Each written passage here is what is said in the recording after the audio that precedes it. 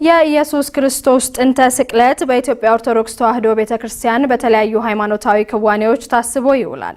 የክርስቶስን ስቅለት ስናስብ ከቤት ንብረታቸው የተፈናቀሉና ልዩ ልዩ መከራ የደረሰባቸውን ወገኖች በማሰብ ሊታሰብ እንደሚገባ የሃይማኖት አባቶች ገልጸዋል። አየለ መስፍን ዝርዝር አለው።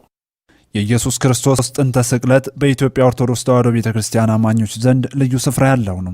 ክርስቲያኖች ሁልጊዜም ዕለተ ዓርብ ሲመጣ ሕማሙን፣ ስቅለቱን፣ ሞቱን የሚያስቡበት ጊዜ ነው። በሮማውያን ሕግ ስርዓት መስቀል የወንጀለኞች መቅጫ ምልክት፣ የሕይወት መቅጫ አርማ ሆኖ ሳለ ለእኛ የዲያብሎስ ድል መንሻ ስላደረገው በስቅለቱና በሞቱም ሕይወትን ስላገኘን በዚህ ምክንያት መልካም ዓርብ በመባል እንደሚታወቅ የቤተ ክርስቲያን አባቶች ያትታሉ። ሐዋርያው ቅዱስ ጳውሎስ አውቀውስ ቢሆን የክብር ጌታን ባልሰቀሉት እንዳለ ይህ ዕለት የአይሁድ ካህናት ያለ በደል ያለ ጥፋት ንጹሕና ጻድቅ የሆነውን ጌታ የሰቀሉበት ዕለት ነው። ዕለቱም ኢየሱስ ክርስቶስ የዓለም ሁሉ መድኃኒት ለአዳምና ለልጆቹ ሲል በመልዕልተ መስቀል በቀራንዮ አደባባይ ተሰቅሎ መዋሉን የሚታሰብበት ቀን ነው ይላሉ ከአሚኮ ጋር ቆይታ ያደረጉ መምህራን።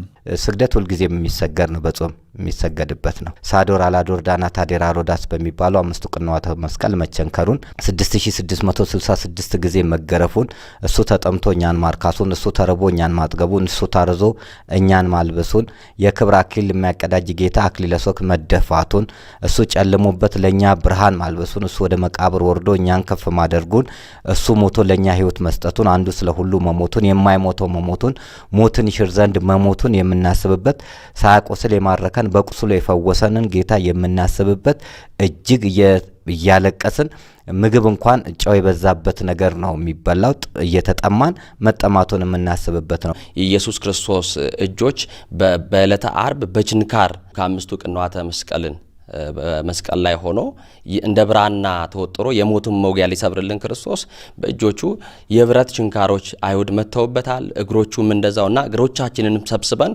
በቤተ ክርስቲያን በመገኘት መጽሐፍተ ነቢያትን፣ መዝሙረ ዳዊትን እንዲሁም ደግሞ የብሉይ ኪዳን መጻሕፍት እየተነበቡ በስግደትና በጸሎት የምናስብበት ነው። በዚያን ጊዜ አሳልፎ የሰጠው ይሁዳ እንደተፈረደበት አይቶ ተጸጸተም። 30ውን ብር ለካህናት አለቆችና ለሽማግሌዎች መልሶ ንጹሕ ደም አሳልፌ በመስጠቴ በድያለሁ አለ። እነርሱ ግን እኛስ ምን አግዶን፣ አንተው ተጠንቀቅ አሉ። ብሩንም በቤተ መቅደስ ጥሎ ሄደና ታንቆ ሞተ። የካህናት አለቆችም ብሩን አንስተው የደም ዋጋ ነውና ወደ መባልን ጨምረው አልተፈቀደም አሉ።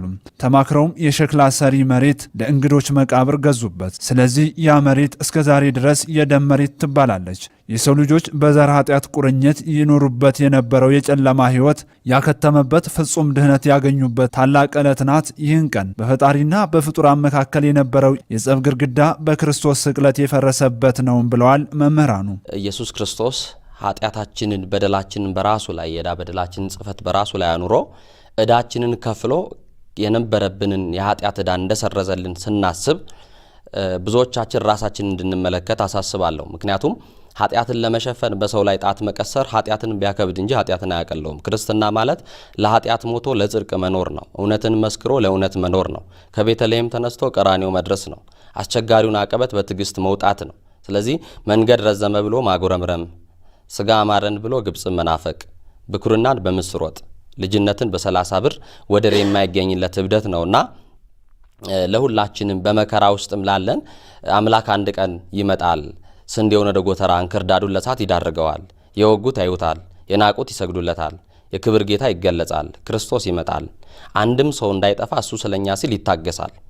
እኛም በቀኝ ለመቆም የተስፋውን አገር ለመውረስ ኃጢአትን እያሰቡ ማልቀስ፣ መስቀሉን ተሸክሞ በትዕግስት መገስገስ ያስፈልጋል። ኢየሱስ ክርስቶስ እንደተሰቀለ ሁሉ እውነት እንደተሰቀለ ሁሉ ዛሬ ኢትዮጵያ መስቀል ላይ ነው ያለችው። ኢትዮጵያ መከራ ላይ ነው ያለችው። ኢትዮጵያ ሕማም ላይ ነው ያለችውና እግዚአብሔር ከሕማም እንዲያወጣት ዕለተ ዓርብ እንዳለ ሁሉ ደግሞ ትንሣኤ ይሁዳ አለና የኢትዮጵያን ትንሣኤ እግዚአብሔር እንዲያሳየን፣ ንጋቷን እንዲያሳየን፣ እርስ በርስ ከመገዳደል፣ እርስ በርስ ከመፈነቃቀል፣ እርስ በርስ ደም ከመፋሰስ እንድንወጣ ወደ እግዚአብሔር እንመለስ።